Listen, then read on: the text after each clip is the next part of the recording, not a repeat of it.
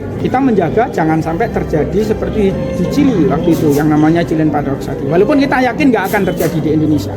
Kita yakin Chilean Paradox itu nggak akan terjadi. Yang terkait dengan middle class sendiri, kelas menengah, yang selalu kita pahami kelas menengah itu betul-betul menjadi tulang punggung perekonomian kita karena share-nya ke ekonomi besar sekali. Kalau tadi angka-angka yang dipaparkan teman-teman melalui Kimchi tadi, confirm bahwa memang kelas menengah itu kurang lebih bisa sampai ke 80% share-nya terhadap perekonomian kita. Fundamental ekonomi nasional kita yang masih sangat kuat, kita juga resiliensinya juga masih sangat kuat, tadi kita jelaskan semuanya.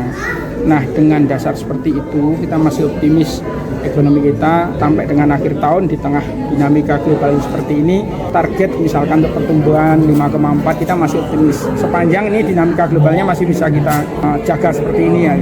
Karena kan kontrolnya tidak di kita, karena kan kondisinya di tingkat dunia, di global. Nah, kemudian yang terkait dengan middle class sendiri, kelas menengah, yang selalu kita pahami kelas menengah itu betul-betul menjadi tulang punggung perekonomian kita karena share-nya ke ekonomi besar sekali. Kalau tadi angka-angka yang dipaparkan teman-teman melalui Kimchi tadi, confirm bahwa memang kelas menengah itu kurang lebih bisa sampai ke 80% share-nya terhadap perekonomian kita. Kita tahu ekonomi PDB kita 54% dari spending, konsumsi rumah tangga, belanja, dan disitulah peran kelas menengah sangat besar. Nah, kaitannya dengan kelas menengah ini kan mereka juga selain menjadi tulang punggung, mereka kan juga menghadapi berbagai tantangan di dalam melaksanakan pekerjaan mereka dengan adanya perkembangan teknologi, AI dan sebagainya, ada plus minusnya, ada disrupsi dan sebagainya. Nah, pada saat kita bicara lapangan kerja, tadi kita sudah lihat kelas menengah mulai shifting dari pekerjaan ke informal. Secara sektoral mulai ke sektor jasa semuanya. Sehingga sebenarnya kalau angka-angka lapangan kerja kalau untuk kelas menengah, saya kira kita sangat bisa untuk menjelaskan bahwa berbagai lapangan kerja yang ditawarkan dalam tanda petik oleh perkembangan ekonomi kita kelas menengah potensi sangat besar sekali. Kita juga melihat angka-angka pengangguran tingkat pengangguran terbuka kan trennya terus turun gitu. Di tengah beberapa sektor yang selama ini menjadi andalan kita untuk industri padat karya kan juga mulai menyesuaikan nih. Nah, saya kira kalau tadi teman-teman Apindo sudah menjelaskan mengenai bagaimana lapangan pekerjaan untuk kelas menengah, pemerintah di luar mendorong sektor-sektor yang lain, kan sektor ekonomi digital, hilirisasi dan sebagainya, tetap menjaga sektor-sektor yang sifatnya industri padat karya. Kalau teman-teman lihat berbagai skema insentif, ada yang khusus untuk industri padat karya, tekstil, alas kaki, furniture dan sebagainya. Itu pemerintah perlakuan perpajakannya ada insentif, kemudian bagaimana nanti ekspornya juga kita dorong. Artinya dari sisi itu pemerintah sadar betul bahwa masalah lapangan pekerjaan untuk kelas menengah itu menjadi penting. Nah, tadi saya cerita bagaimana dengan situasi fundamental makro kita yang kuat, indikator makro yang baik, kita menjaga jangan sampai terjadi seperti di Chili waktu itu yang namanya Chilean Paradox tadi. Walaupun kita yakin nggak akan terjadi di Indonesia. Kita yakin Chilean Paradox itu nggak akan terjadi karena waktu itu mereka di satu sisi ekonominya tinggi naik, kemudian growth-nya tinggi, kemiskinan turun, pengangguran turun, angka ekonominya bagus semuanya. Tapi saat itu kelas menengahnya merasa mereka tidak mendapatkan perhatian pemerintah.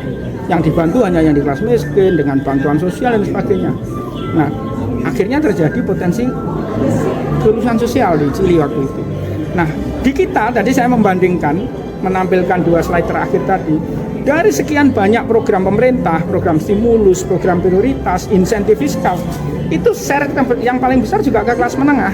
Tadi kan melihat tadi di desil 4 sampai 7 tadi, program-program pemerintah mulai yang paling besar misalkan alokasi untuk terkait sektor perumahan, PPN DTP ditanggung pemerintah itu kan yang dapat juga kelas menengah. Sektor otomotif, kemudian berbagai skema mulai program magang, ini semuanya itu kan kelas menengah semuanya nanti. Dari dasar itulah saya sangat yakin seperti yang di Chili nggak akan terjadi di Indonesia karena memang kita sudah mengantisipasi dari awal. Ini tulang punggung ekonomi sehingga ya program juga harus ada keperpihakan ke sana. Sebenarnya bukan hanya keperpihakan, kita sendiri sangat butuh kelas menengah karena dorongan ke ekonominya akan tinggi sekali. Bagaimana riset Kimchi ini hasilnya seperti apa menurut Bapak? Tadi sangat bagus memetakan. Kalau kami dari pemerintah kan lebih banyak data-data BPS memetakan komposisinya, proporsinya, kemudian share-nya ke ekonomi dan sebagainya. Tadi dengan bagus teman-teman bisa memetakan kecenderungannya, bahkan sampai kekhawatiran kelas menengah ke depan itu apa yang dikhawatirkan. Tadi kan sektor jaminan kesehatan, kemudian jaminan keuangan, masalah pendidikan dan sebagainya. Dan banyak hal menarik tadi.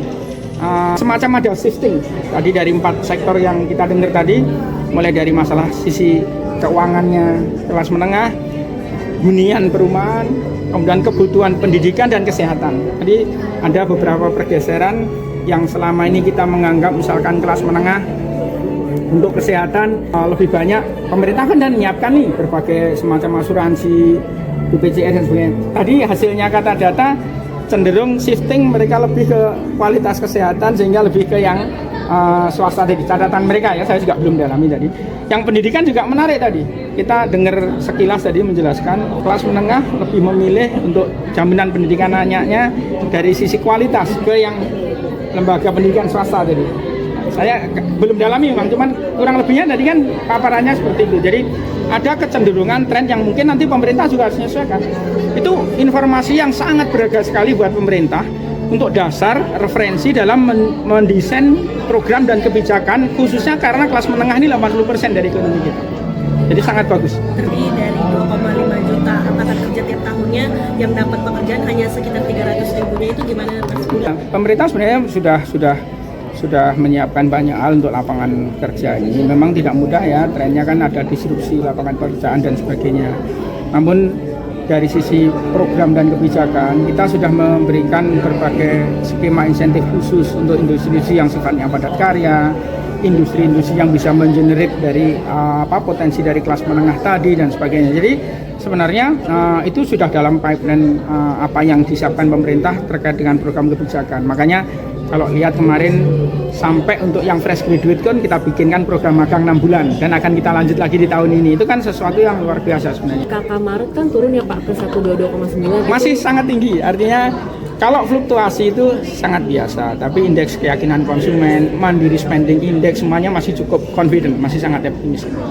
Berarti targetnya tetap sama nih Pak, untuk Q1 tetap 5,5. Q1 nanti kan diumumkan di 5 Mei ya. Kalau kami sih sepertinya yakin masih di 5,5-an, masih bisa di atas 5,5. Terkait dengan insentif perpajakan tadi, ini kan lagi dibahas juga Pak soal tax holiday. Katanya akan ada penyesuaian, karena mau diperpanjang, ini akan ada penyesuaian juga sama global minimum tax. Ya. Itu apa yang bisa Bapak jelaskan? Ya, ini agak di luar urusan kelas menengah ya. Berbagai insentif kita mulai akan review, dan saya kira bukan hanya di Indonesia, GMT itu kan di semua negara. Kita akan lihat selama ini kan berbagai daya tarik investasi kita kan mengandalkan tax holiday dan tax allowance. Dan itu ya memang di semua negara seperti itu. Dengan beberapa skema insentif, ada yang di kawasan khusus dan sebagainya. Nah, sekarang eranya sudah mulai bergeser bagaimana penerapan GMT, Global Minimum Tax. Nah, kita akan menyesuaikan. Kan di PMK-nya kemarin masih diperpanjang. Nah, sekarang kan direview lagi. Saya kira bagian dari strategi pemerintah juga mengantisipasi perkembangan global supaya juga sejalan, karena kan investor itu kan lintas negara ini, sehingga kan perlakuan perpajakannya, insentifnya kan kita harus sesuaikan dengan komitmen di tingkat internasional kita.